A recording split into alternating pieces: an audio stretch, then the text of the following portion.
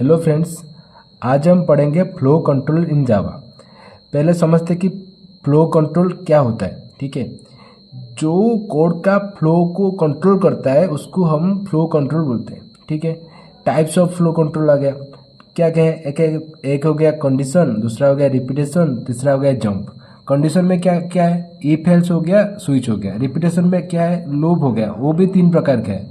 ठीक है, हम आगे जाके पढ़ेंगे। और जंप के लिए आ गया ब्रेक, कंटिन्यू और रिटर्न। ठीक है, आज हम पढ़ेंगे if else block.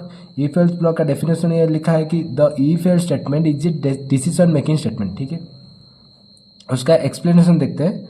It tells the program to choose what to do based on a condition. ठीक है, क्या होता है इफ एल्स? इफ एल्स मतलब एक कंडीशन होता है, इफ का एक कंडीशन होता है जिसके आधार पर क्या चलता है, कोड रन होता है।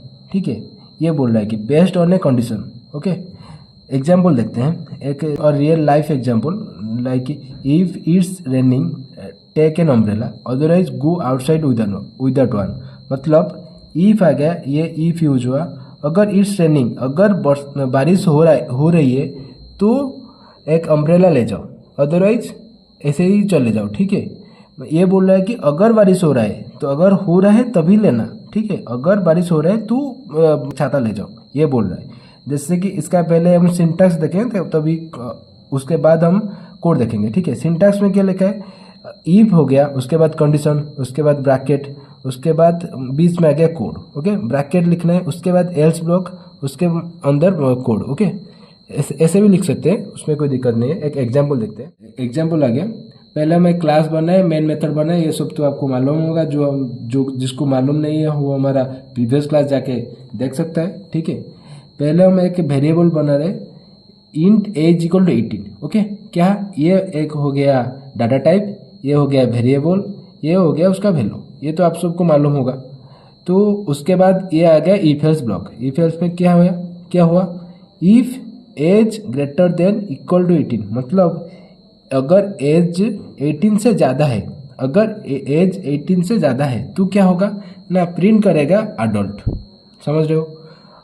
अदरवाइज क्या होगा, नॉट अडल्ट प्रिंट हो जाएगा। मतलब अगर हम इसको लिखेंगे तो क्या होगा, अगर ये लिखे रहे हैं एज 18 है, इसका मतलब age greater than equal to 18, मतलब एज तो 18 है ना, उसका तो क्या प्रिंट हो जाएगा, अडल्ट प्रिंट हो जाएगा। अगर यहाँ पे हम लिखते हैं 19 तो भी अडल्ट प्रिंट होगा। अगर हम 17 लिख रहे हैं तो ये वाला कोड नहीं रन होगा, ये चेक करेगा, इफ आगे इधर चेक करेगा, इफ कंडीशन चेक करेगा। जब ये अगर पाएगा कि ये 17 है, अगर इसको हम 17 कर देंगे, सॉरी इसको हम जब वो एज 17 कर दिए तब ये जाके एज में आ जाएगा 17 ग्रेटर देन इक्वल टू 18। ये तो फॉल्स है ना, ये झूठा है, इसीलिए ये वाला रन नहीं होगा, ये प्रिंट हो जाएगा कि नॉट अडल्ट।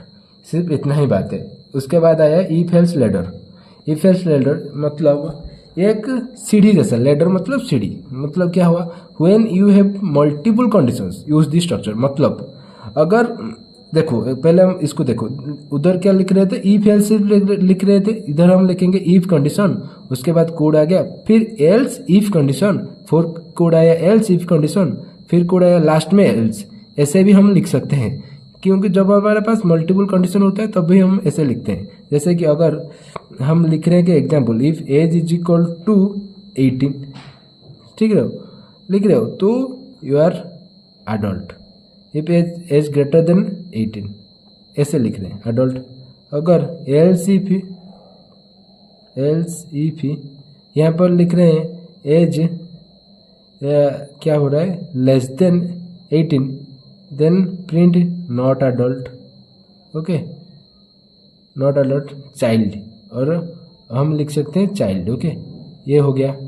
उसके बाद अगर हम ये भी लिख सकते हैं else if age greater than 16, greater than 60। Okay, age greater than 60, then क्या प्रिंट हो जाएगा, प्रिंट हो जाएगा कि तुम ओल्ड हो।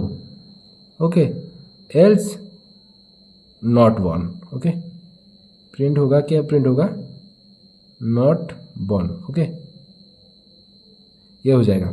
ऐसे हम लिख सकते हैं। ठीक है, ये हो गया इफ एल्स लेटर।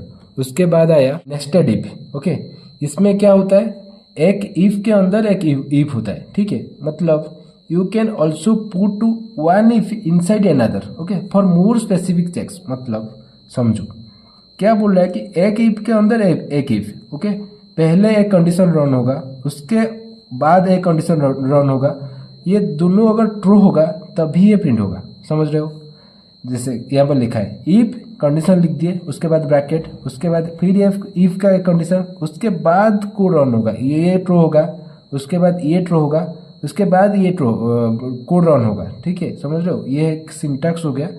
एक कोड देखो क्या लिखा है, इंट एज इक्वल टू 25। मतलब एज हम ले लिए कि 25 है। बुलियन हैज लाइसेंस ट्रू, हम एक हैज लाइसेंस का एक बुलियन बनाए, उसको हम ट्रू फिक्स कर दिए। ठीक है, अगर हम यहाँ पे लिखते हैं if age greater than is equal to 18, if has license then print you can drive. Okay, यहाँ पर क्या हम लिख रहे हैं कि अगर एज 18 से ज़्यादा होगा, 18 से ज़्यादा होगा और उसके बाद लाइसेंस होगा तभी वो ड्राइव कर सकता है, अदरवाइज लाइसेंस नीडेड। ओके, ये प्रिंट हो जाएगा। अगर हैज लाइसेंस पे अगर फॉल्स होगा, अगर यहाँ पे हम लिख दें कि फॉल्स, तो क्या होगा, लाइसेंस नीडेड लिखेगा।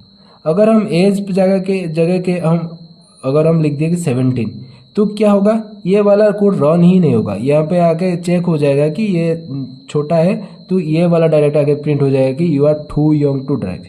ये है नेस्टेड इफ। हम ऐसे भी लिख सकते हैं, सिर्फ इफ का एक कंडीशन लिख के छोड़ सकते हैं कि ये कोड लिख दिया, ऐसे भी लिख सकते हैं, एल्स की कोई ज़रूरत नहीं है। तो अगर हम इसे प्रिंट करेंगे तो अगर वो कंडीशन सही होगा, अगर ट्रू होगा तो कोड रन होगा, अगर कंडीशन फॉल्स हो गया तो कुछ आएगा ही नहीं, कि कुछ प्रिंट होगा ही नहीं। ऐसा भी हो सकता है। ठीक है, थैंक यू, आज के लिए इतना ही।